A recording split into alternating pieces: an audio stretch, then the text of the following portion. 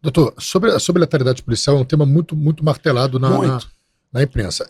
Então, e aparecem números, estatísticas falando do aumento da letalidade, que ultimamente aumentou a letalidade. Eu realmente, assim, eu sou um cara hoje em dia muito cético em relação a todos os números. Eu gosto, se eu não pesquisei, eu sempre vou observar, não vou julgar se está certo ou se está errado. Mas a que você acha que pode se atribuir essa letalidade policial, um aumento ou uma diminuição dessa letalidade? Primeiro, a efetividade do trabalho policial não tem que ser considerada a partir da quantidade dos chamados autos de resistência. Nós temos que analisar a qualidade do auto de resistência. Se nós tivermos 1.000 autos de resistência feitos dentro dos limites estabelecidos pelo Código de Processo Penal e pelo Código Penal, nós temos uma polícia efetiva.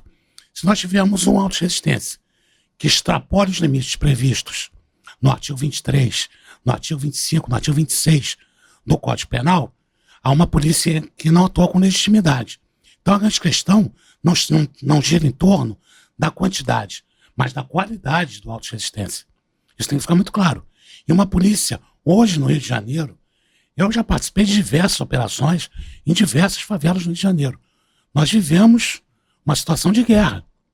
Eu vou usar uma expressão aqui que não é minha, é de um grande conhecedor de segurança pública, talvez um dos maiores conhecedores da segurança pública no Brasil, que já foi entrevistado aqui por vocês, chamado Mário Sérgio Duarte, coronel da Polícia Militar. Ele chama de conflito urbano armado de baixa intensidade. É uma expressão que ele usa. É um grande acadêmico, um grande pensador, filósofo por formação, formado em filosofia pela UERJ, e pensa a segurança pública de uma maneira muito clara e efetiva. Ele comandou o BOPE, e ele comentava até comigo uma coisa muito interessante, que ele, quando participava de operações pelo BOPE, com resultado morte, ele, após essa operação, ele reunia a tropa e fazia uma oração, pedindo ao Deus dele e ao Deus dos policiais que protegessem aquelas pessoas que haviam tombado em confronto com os policiais do BOPE. Então significa que o cara tem consciência, inclusive uma consciência religiosa, de que o uso da força só deve ser feito numa situação extrema, para garantir a vida do policial e a vida de terceiros. Então, a letalidade policial deveria ser medida de uma forma honesta pelas mortes das quais houve ilegalidade. E parece que jogam tudo no mesmo saco. Quantas operações tiveram, quantos confrontos, teve essa morte, então joga tudo, a letalidade policial está nesse número absoluto. Uma questão importante, foi bom você tocar nesse assunto. Quando nós tratamos de Estado brasileiro, nós lemos lá no artigo 1º da Constituição que a República Federativa do Brasil constitui-se Estado democrático de direito. Entender essa expressão de direito, nós temos que compreender o que está lá no artigo 37, o princípio da legalidade. Só que essas questões, elas têm que ser analisadas a partir de uma visão sistemática. O princípio republicano, que numa tradução mais acadêmica significa res pública, coisa pública, o princípio republicano guarda no seu cerne, na sua essência, 2 axiomas. Axioma, numa definição muito clara e objetiva, significa uma verdade absoluta.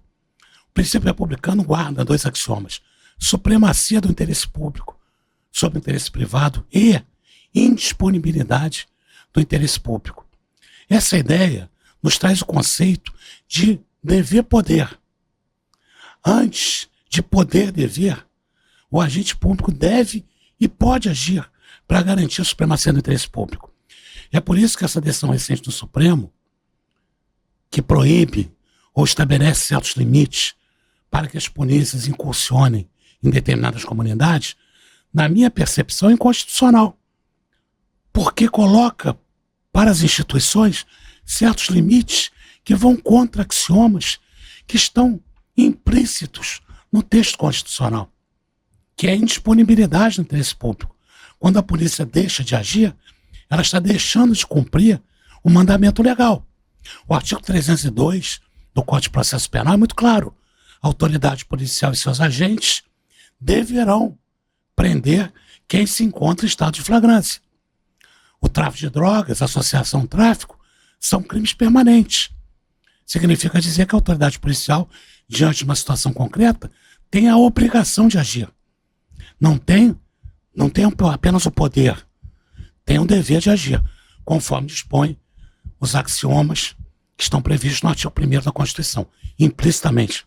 Tudo isso ainda piora quando se constroem notícias baseadas em narrativas.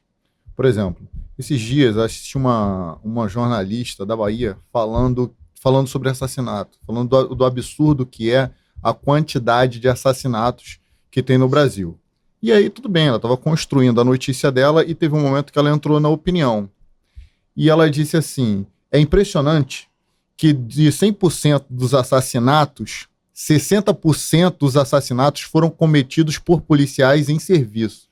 Ou seja, ela tira a legitimidade da violência estatal, que é uma violência legítima para repelir a agressão, e transforma em assassinato. Ela pega o saco comum do assassinato, de fato, que é o crime não protegido por nenhum tipo de excludente, e coloca os autos de resistência, a legítima defesa policial, nesse mesmo saco, como se os policiais fossem assassinos. Eles constroem a notícia em cima de intenções levianas, para machucar ainda mais a imagem do Estado e a imagem das polícias.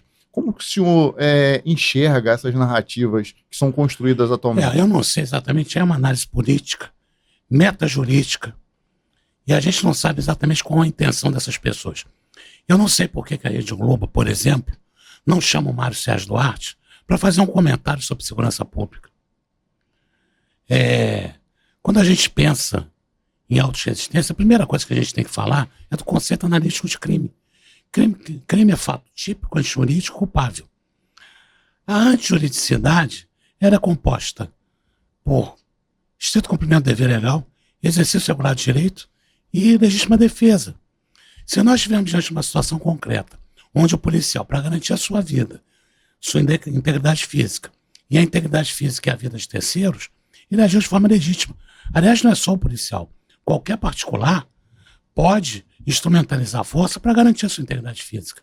Ele está respaldado pelo direito, no conceito analítico de crime. Isso está muito claro no Código Penal. E eu não sei exatamente por que existe uma política ostensiva contra as instituições policiais. Existem policiais que cometem excessos? Existem. Nós temos órgãos correcionais que atuam com muito rigor. Aliás, aproveitar a oportunidade para falar de Gilberto da Cruz Ribeiro, que é um dos homens mais dignos que eu conheci dentro da instituição policial. É o nosso atual corregedor. Sim. Eu tive a oportunidade de trabalhar com ele como chefe de polícia. É uma pessoa muito íntegra e muito rigorosa no combate aos desvios de conduta que ocorrem dentro da Polícia Civil. Ele é intransigente com isso. Agora, ele tem uma noção muito clara do que é uma polícia efetiva, do que é uma polícia que deve instrumentalizar a força para garantir o cumprimento do que manda a lei penal e a lei processual penal. Isso tem que ficar muito claro. Tudo que a gente for discutir em matéria de segurança pública tem que ser analisado dentro dos limites estabelecidos pelo ordenamento jurídico. Isso é muito claro, para mim, muito evidente. Agora, por que existe essa politicagem contra as instituições policiais? É difícil entender.